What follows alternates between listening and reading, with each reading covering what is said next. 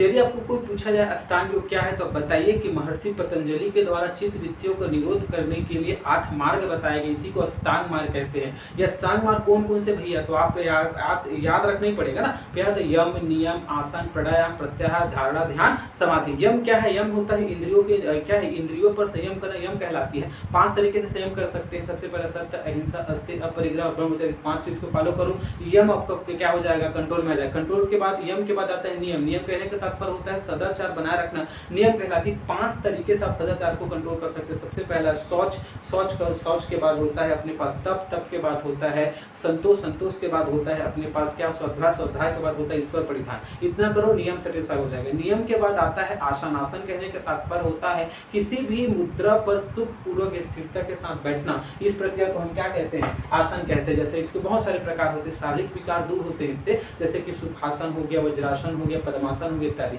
आसन के बाद सेकंड नंबर में आता है चौथा पॉइंट अपने को प्राणायाम। प्राणायाम करने का तात्पर्य होता है श्वास प्रवास की गति पर क्या करना, कंट्रोल करना, प्राणायाम कहलाती है। इससे मन और हृदय के विकार दूर हो जाते हैं। 3 प्रकार के होते हैं, श्वास को अंदर लेना, पूरक कहलाती है, श्वास को रोक कर रखना, कुंभक कहलाती है और श्वास को छोड़ देना क्या कहलाती है, रेचक कहलाती है। प्राणायाम के बाद आता है प्रत्याहार। 2 शब्दों से मिलकर बना प्रतिधन आहार, अर्थात इंद्रियों को बाह्य वस्तुओं से हटा करके आंतरिक विषय पर केंद्रित करने का प्रयास करना है, क्या कहलाती है, प्रत्याहार कहलाती है। प्रत्याहार के बाद होता है धारणा। किसी वस्तु को, चित्त में किसी वस्तु को धारण करना, धारणा कहलाती है। इस स्थिति में बिग वस्तुओं पर अपना ध्यान क्या करते हैं, आकर्षित करते हैं। छठा नंबर में होता है ध्यान, अर्थात चित्त को जो है सूक्ष्म वस्तुओं पर ध्यान केंद्रित करने की ओर क्या करना, ले जाना, इसी को क्या कहलाते हैं, ध्यान कहलाते हैं। ध्यान के बाद आता है समाधि। समाधि की अंतिम अवस्था, योग की अंतिम अवस्था समाधि कहलाती है। समाधि की अवस्था में पहला संप्रज्ञात समाधि होता है, जिसमें जो है साधक को केवल जो है वस्तु का ज्ञान होता है कि मैं किस वस्तु का क्या कर रहा हूँ, ध्यान कर रहा हूँ। उसके बाद जैसे जैसे वो आगे बढ़ता जाता है, उसके बाद उस वस्तु का भी ध्यान उससे हट जाता है, केवल उसके ज्योति